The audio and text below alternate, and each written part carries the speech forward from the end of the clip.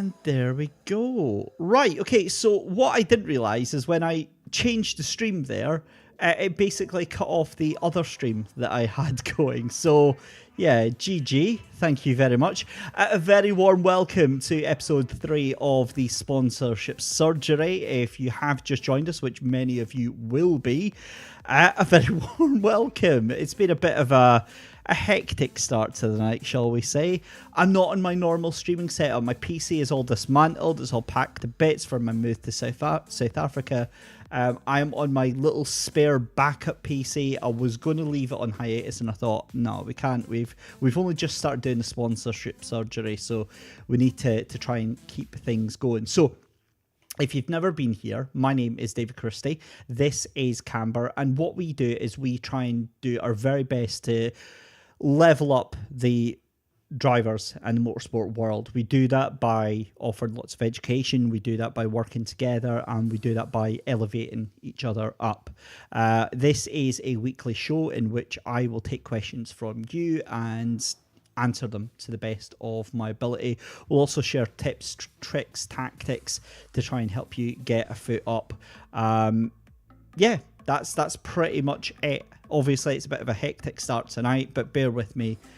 It will calm down, I promise. So, as I was saying, the point of this is that the first couple of episodes are going to be quite quiet. It's going to be quite a small audience, but that won't last. I'm here for the long run, so we're going to be doing this for years to come. So, as always, with any start of a new thing, you're going to have a small audience. So if you want, if you've got a secret little question you want to ask, now is the time. Pop them in the chat. You can head over to Instagram as well, instagram.com/wearecamber. Get them in and we'll do our best. But for the first couple of episodes, what we do is I take some questions that I commonly get asked in my one-to-one sessions and we go over them. We've got 3 to go over tonight. And if you're wondering what the one-to-one sessions are, that was a sneaky little segue there.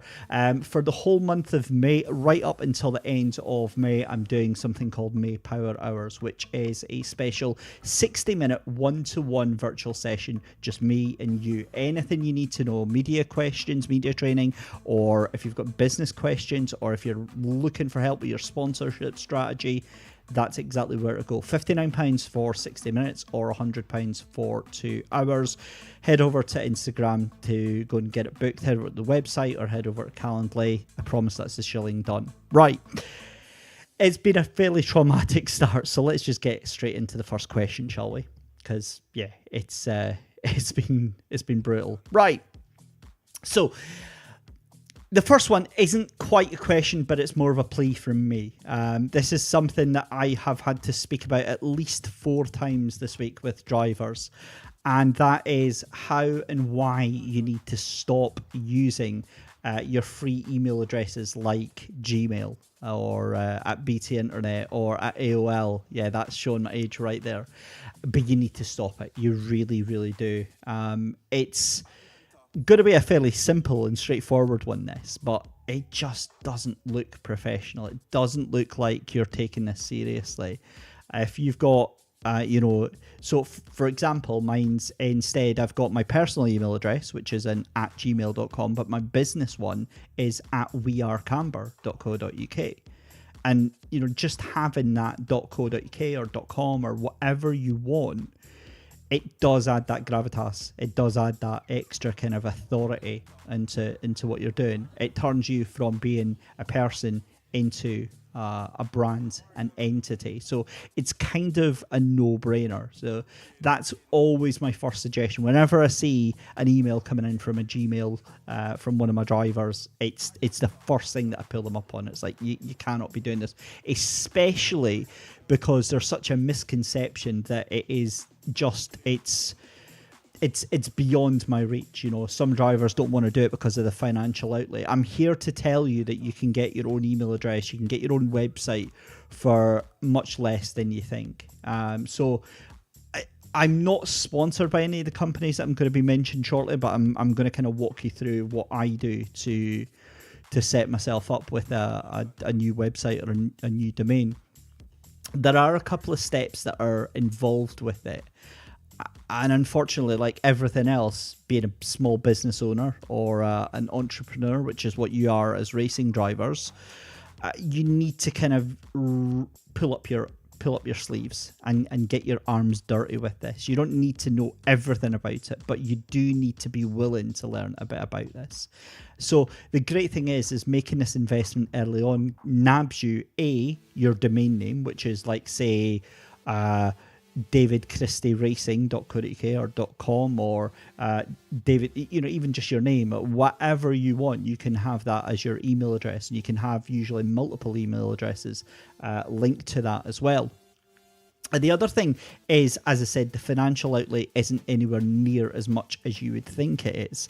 Obviously, if you're getting web designers involved and building up a beautiful bespoke website, you're going to be 3 to 4 to 5 figures for that. But if you are just for yourself, just bootlaces and straps, getting yourself sorted out with it, you can easily do it for about £100 a year just by yourself, and that's not paid all at once. If you want to pay monthly, you can do that as well. So again, we'll just get right into the nuts and bolts of this. The first thing that you want to do, regardless of anything, even if you don't want to set up the website just now, even if you don't want to set up your email address just now, is it's always a great idea to reserve a domain name. So the domain name is that, like, davidchristie.co.uk. It's the .com. It's the address that you would visit. It doesn't automatically mean you're going to have a website on there, because there's a couple of different things that you've got to consider on this. But the domain name is your first step that you're going to want to secure on that. So the way I do it is quite simple. So I go to, and this is something that I've just discovered recently. I used to use something else as my registrar solution.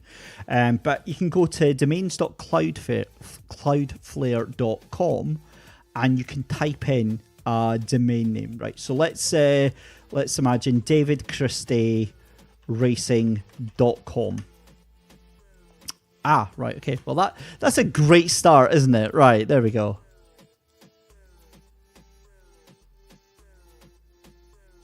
So it's busy searching for all the domains that are available on that. There we go. Right, so I can buy davidchristieracing.com for $10.44. Doesn't matter where you are in the world, it'll automatically sort that out. That's all it costs. That's a one-time cost per year. You pay that. That's it. That domain name is yours.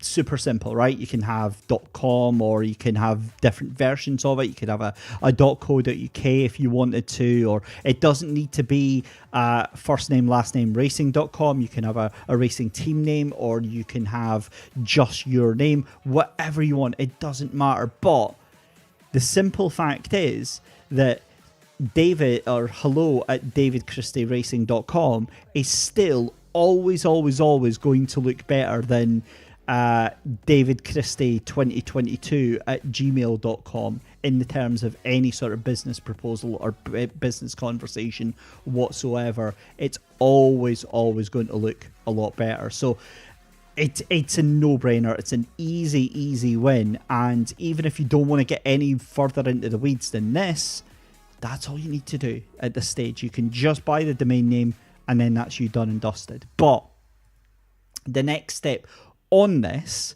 and this is somebody that's been mucking about for over a decade in like building websites and stuff, the next thing you need to do is you need to get a host. Now, a lot of companies will do all of this all in one. So you get to buy your domain name, you get to have hosting with them. I don't like that, because I've been burned too many times by companies that will give you a cheap deal for taking your domain and then jacking up the price after a year, and you're already tied into them because you've got your hosting with them, and it's a pain to then go and move and all that sort of stuff. So get a good deal on the domain name, get a good deal on the hosting, and you're sorted. Again, I'm not sponsored by any of these. This is just my current go-to setup for this. I've just found Crystal just now, crystal.io. They're everything I need. They're low hassle. They don't sell your data. I was away to go into a rant there. I never, ever, ever, ever use GoDaddy, ever. Like, they sell all your data immediately. The amount of spam calls and emails that I got just for signing up through an account through GoDaddy was unbelievable. So I've not had any problems so far with Crystal. It's been super easy to get everything set up. I'm on the £7 a month thing for my projects that I'm using. That's literally all you need to use. There are many other hosting providers available. You might find a better one that you like much better. So, do you. But there we go. So you connect then your Cloudflare to your hosting provider. The hosting provider will give you a full tutorial on how to do this. If not, go ask ChatGPT, go ask Google Gemini, go ask Claude, and it'll step by step walk you through the way of linking your domain to your hosting. And there you go. You've got an email address, maybe more email addresses. You've got your website ready to go. You've got your hosting for your website rather ready to go. You can install WordPress, get a basic one up or whatever.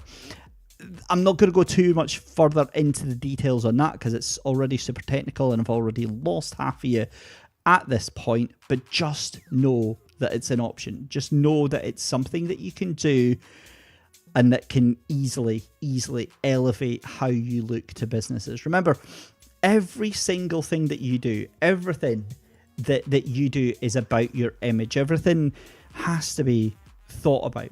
Everything has to be considered, every touch point that they get along the way. And this is stuff you're going to have to deal with later on for your public profile. You're going to need a website. You're going to need an email address. So just take control of it. Go and get it done. So get a domain name, get a hosting provider, link the two, and jobs is good. Super duper easy. And that is how you stop using email addresses like Gmail, and also why. And I hope that was suitably concise and rounded everything up very, very quickly indeed. Right. I promise that is the PSA over and done with for tonight. Right, let's move on and get something else on the go then. Here's a good one, and this is one that I just covered in my brand new free course. It's on YouTube, the Modern Playbook for Driver Sponsorship. I go in depth about, I think it's actually the final chapter, chapter 10, where I discuss one of the ways through on this. But how do I find more local businesses to speak to? I hear this from drivers all the time, like way more than you would think on this. And it's a super easy one. Like, and I know that you already know this, but the fact that I'm having to say it, I don't know if it just reinforces it but anyway, let's come up with a couple of solutions. So you want to find more local businesses to speak to, and well, why local? Why not, UK businesses, or why not businesses that are international? Well, the easiest way that you've got of building a relationship, if we think that all partnerships and sponsorships are built on a direct human relationship, from if it's the marketing manager at a brand here and they want to get they want to be friends with you, it's based on that relationship. They're not just going to sign off just because they had a fancy email from you. So if you're not well known, if you're not internationally famous and you don't have an international profile, then local businesses usually have the highest yield of success, the highest chance of getting on board with you and supporting you through your early stages of your career, or whatever stage of your career that you're at. So that's why we target local businesses.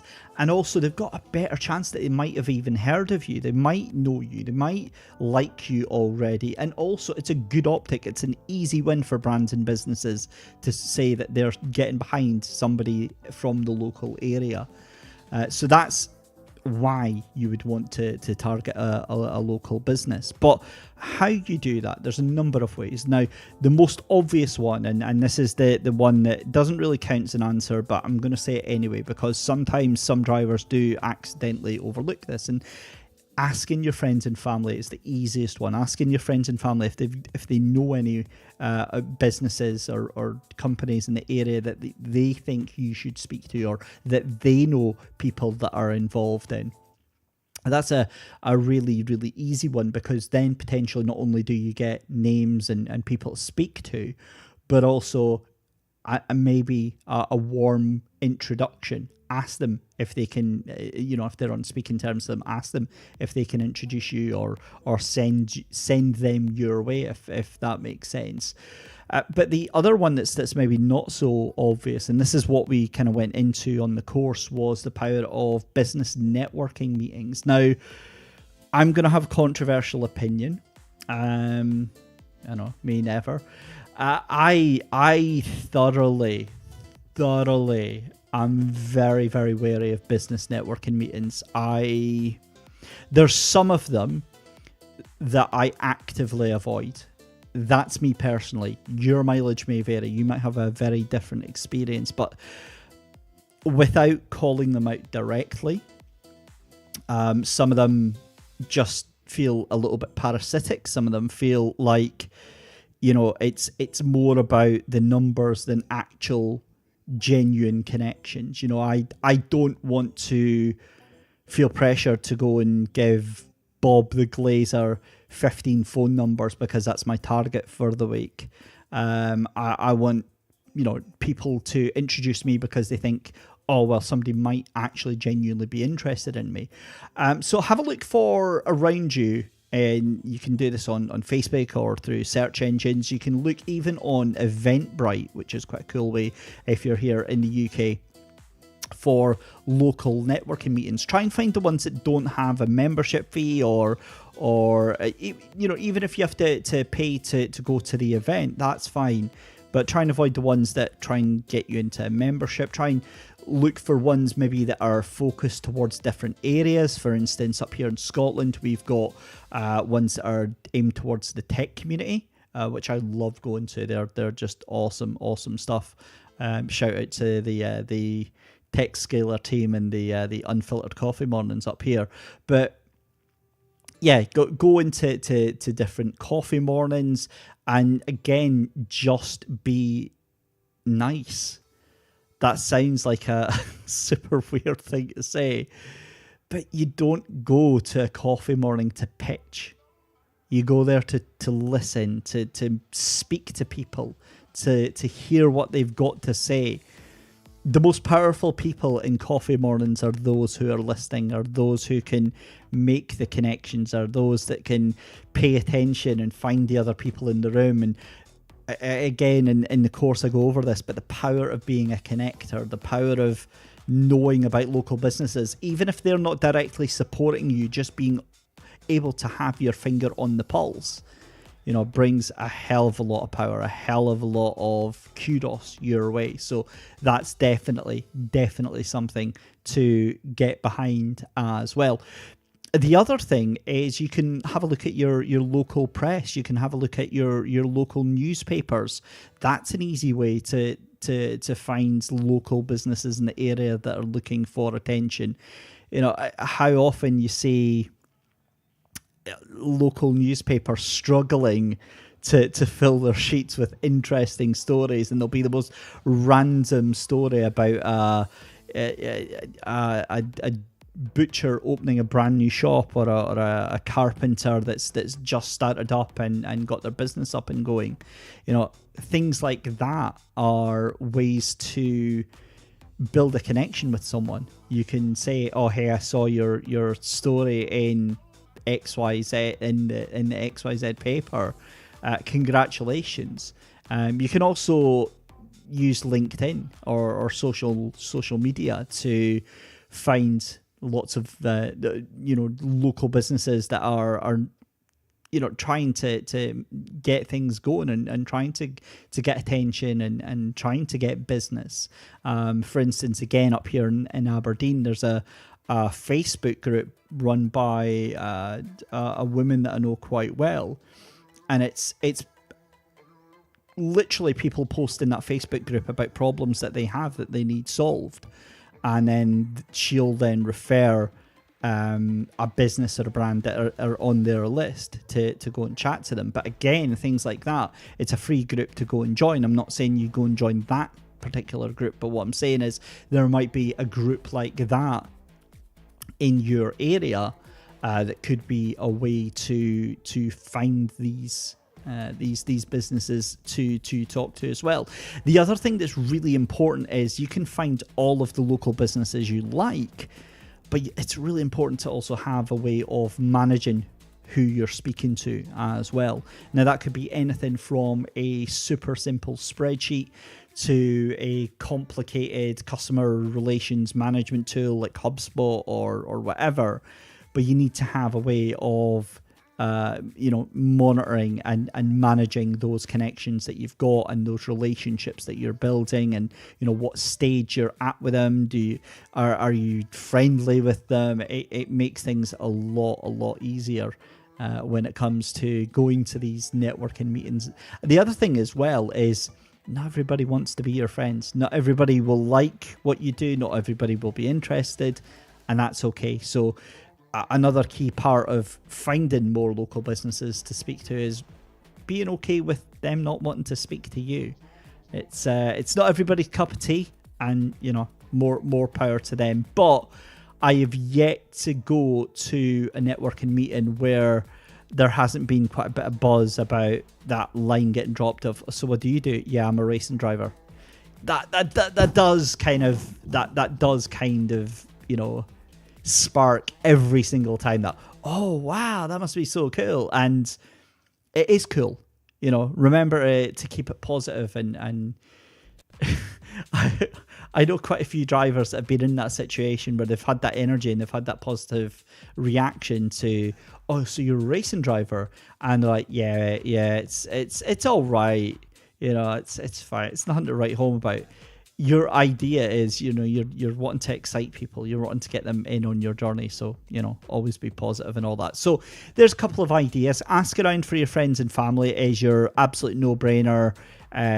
Starter for 10. You've got your local business networking events.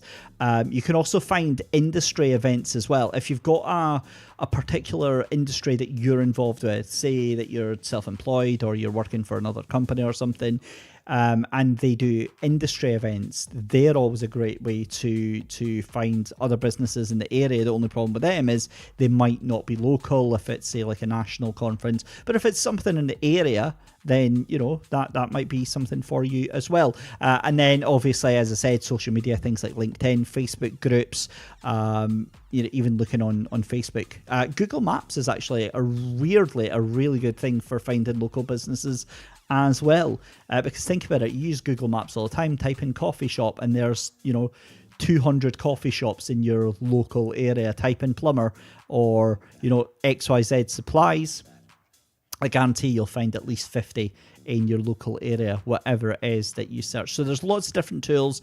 It's about just keeping your eyes open and using anything that you can think of to your advantage as well. There we go. Right, that was quite painless, wasn't it? That was one full question that went absolutely A-okay. Watch everything come burning down now. So, there we go. Right, we are on to our final question of the night. It will be a shorter one tonight, but I'm focusing more on just making sure we actually get these episodes out and get them up, rather than we can tweak them week to week as we get busier and busier. I'll be thankful for the days where the streams are only 45 minutes. I can absolutely assure you of that. Right, let's move on to the next question then, because this is going to be a bit of a meaty one, a bit of a more substantial one. Right. So again, this it's weird because I made this question up about 2 nights ago on Canva, and I downloaded it. I thought, right, that's fine. And I swear, tonight I was watching Dan Lloyd's latest vlog from his weekend at BTCC, and I don't know what that lad has done, whether he has blown up a mirror factory or he's crossed the path of 15,000 black cats or walked under ladders consistently in a previous life, but that lad has just no luck right now. He is just... It was another difficult weekend at Brands Hatch, and obviously this was his vlog from that. But again, it then came into this question, and I thought, actually, this is yeah, it kind of does fit in very well.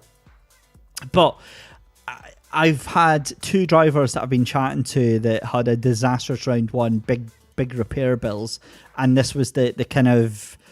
This was the question that they asked, but they asked it in two very different ways. One was asking whether they should tell their sponsors about this, and one was saying, will they mind if I don't tell them? So, I'm having a terrible start to the season and don't think I'll meet my expectations. Should I tell my sponsors? We'll give you a minute to process that one. Let's see what you think on this.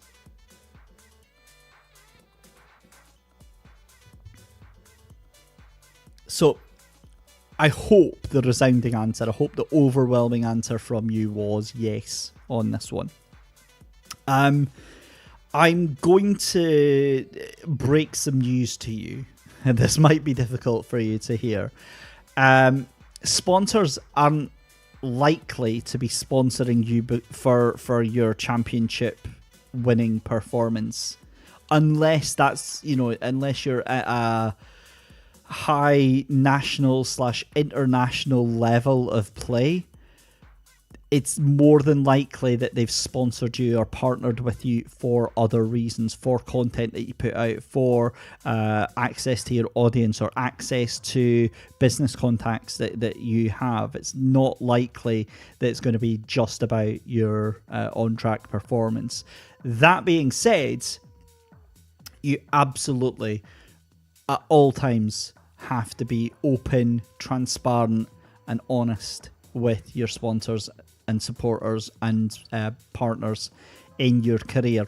Again, this is something that I go into in depth on the Modern Playbook, that free course over on YouTube. So make sure and go and check that out. But it's so critical. If you want to have a sponsor or a partner coming on board for more than a year, more than one season, which should be the long-term goal, by the way, you have to have an open line of communication. You have to be able to be honest with them. You have to be upfront. Even if you've had a howler of a start of the season, your car's been mangled and you've got £2,500 worth of repair bill, you can't put that on them. You can't suddenly just go, oh, well, actually, I'm going to need to up that spot. That's... Yeah, you can't do that. I mean, if they come to you and go, yeah, that's fine, we'll help out with that. Totally different. Totally different. But if you've had an absolute disastrous start to your season, it's so much so that you don't think you're going to be able to meet some of the things that you've said you're going to do in the season. Say you were going to be aiming for a top 3 finish in all of the rounds of your championship. Well, that comes down to whether or not that's realistic. But again, all that takes is a phone call. All that takes is an email directly to them. Have that conversation with them and say, look, this is how it is. These are my updated expectations for the season ahead. Remember, always go into this with solutions rather than problems. But again, go to them with that conversation and go to them as quickly as you can with that solution. And also, for the love of God, go to them before you announce it on social media. Please go to them before you do a vlog and put it out there, because you have to let them know so that they're aware. And also, they might help you. They can... Again, this is something that I really don't get, right? Imagine you've wrecked your car on the first race weekend of the season and you need significant finance, right? Let's say £4,500, right, to repair your car, okay? You go to your sponsors and you say, look, it's a disastrous start to the season. I need your help. I don't want your money. You've already you've already done enough. You've already got help me get my place on the grid. But what I need is I'm going to put out an SOS. I'm going to put this post out on social media. Can you amplify it? Can you share it? Can you send it to whoever you think might be in a position to come on board and might want to come on board with me and get involved in this story? That's where that comes in. That's where that empathy comes in. That's where that support comes in as well. You'd be amazed at the power of having that approach would have compared to just writing it off and putting a sad face post on Instagram going, oh, well, I'm going to be out for another 3 rounds of the season. So again, keeping that honest, open communication, absolutely key, because you never know, that whole thing might be the tipping point in which they decide, right, okay, well, look, let's secure it, and let's talk about another season. Let's try and make this a 2-year deal instead of a 1-year deal. Let's try and make this, let's try and add something else to this. Can you give us social media support? Can you give us some video content, some work that you can do for us that'll give you some funds, but it means that we're not just giving you money. You're doing something else for that. Other opportunities could come up from those conversations. Now, they might not just as equally, but again, it's about putting yourself in that position. It's about having the ability to adapt to all these things that do happen here. So don't think you're the only driver that's not had the wonderful start to their season that they thought they would. There's a lot that can happen in the season, and a lot can change. And remember, it's about who's still there at the end of the season just as much as who's there at the start of it as well. So, knuckle down, have the conversation with them, send out the SOS, get their amplification, get their help sending that message out, and just dust yourself down. If it's not as serious as that and you just don't think you're having the start to the season that you wanted, and the performances aren't there and you're just not going to, that's fine. That's okay. But again, have that conversation with them. There's no, I guess what I'm trying to say is there's no shame in not having this ultra successful professional front that so many drivers seem to be obsessed with having on social media. You see them and it's just this constant wall of professional PR style output that goes out for them. And then you see that video vlog from like Dan tonight, which is the exact opposite. He's literally recorded it and cobbled together on his phone, on his iPhone or whatever. There's no high-end production values on it. It's just an open conversation. And at times, a very raw conversation with his fans and potentially with his partners as well. But obviously, Dan's in a position where he'll be able to have that conversation directly with his partners over the course of the race weekend. But yeah, don't be afraid of being vulnerable. I guess is what I'm trying to say. You don't need to be this next Ayrton Senna or next Michael Schumacher or Fernando Alonso or Lewis Hamilton or Max Verstappen to make it in this sport. You really don't. You have to be yourself. The whole point of this is that you are your brand. You are the thing that's getting these sponsorships. It's not because you're going to be a future world champion, or it's not necessarily just because you're going to be a future world champion. It's because they want to get on board with the personality that you are. That's if sponsorship was all about talent and performance and on track position, then none of the cars at the back of any grid would have any sponsorship whatsoever. You look at the teams in the BTCC, for instance, and F1 that are consistently at the back of the field, and they still have plenty of sponsors on top of their car. They have plenty of professional race day partners that they've got to work with to make things happen here. So there's a lot moving on. and you have to kind of stay on top of it. That is, whether you like it or not, that is your job. So tell your sponsors, absolutely. You don't have to... You can tell them the truth without scaring them off. Remember that it's about the solutions rather than just saying, oh, I've got this problem. You don't need to lie. You don't need to deceive them. You don't need to hide anything from them. But you can choose what you think is relevant to what they need to know. If, for instance, you don't need to tell them how much the damage is going to cost for you to fix if you're not involving them. You don't need them to know how many man hours it's going to require or whatever. It's completely up to you. But that's your conversation to have with your sponsors. But they can also tell when you're hiding things. And unfortunately, the industry that we're in just now, that seems to be the norm. You know, remember, we were speaking all the time about how drivers get the money and then run.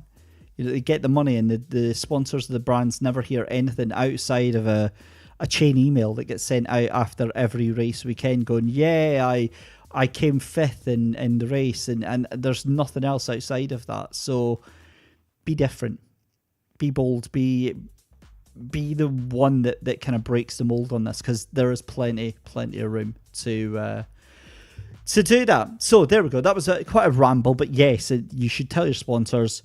Just be honest with them. Just be open and honest with them. So there we go. Right, 2 questions that are run already in the books. As always, if you've got anything else that you want to hear or have answered or whatever, just drop it in an email. david@wearecamber.co.uk. You can go on Instagram as well. Remember, go and check out that free course on YouTube. I spent a lot of time filming that and getting that edited. The Modern Playbook for Driver Sponsorship. It's on YouTube. 10 modules. It's about an hour and... probably about an hour and 40 minutes worth of your time, covering everything from identifying who you are, to identifying brands that you would potentially be interested in working with, how to approach them, and yeah, everything else all in between. But if you're needing more direct one-to-one help, remember, until the end of May, I am doing those May Power Hours. Before I do my big move to South Africa, you will still see me on social media, but the whole point is I'm not allowed to work until I get all my paperwork signed and checked off. That can take a couple of months, possibly more, from what I've been told. But I'll still be on and still doing things like sponsorship, surgery. I just wouldn't be able to work over there. But in the meantime, I'm absolutely making the most of it. So 60 minutes for £59 or £100 for 2 hours. One session, as I said, whatever you need help with, whether it is media training skills, whether it's communication skills, or you want to have a look at your sponsorship approach, if you want help finding potential businesses that you can get in touch with, anything like that, let me know and I'll do my best to help. David@wearecamber.co.uk or head over to instagram.com/wearecamber. But that just about does it for tonight. Thank you so much for joining me. As I say, it's a little bit shorter than we would normally be doing, just with all the tech issues and things like that. But we got there eventually. So, my name has been David Christie. You have been absolutely wonderful. Like I said, enjoy this time because it's going to be super quiet. It'll be low production value for the next 2 episodes, and then hopefully we'll get the PC set up and we'll be back to normal before we even know it. But follow me on Instagram. I want to hear about all your wins. I'll be celebrating everything and shouting all about it. But until next time, have a wonderful week, and we will see you next Tuesday. Take it easy, and we'll see you soon.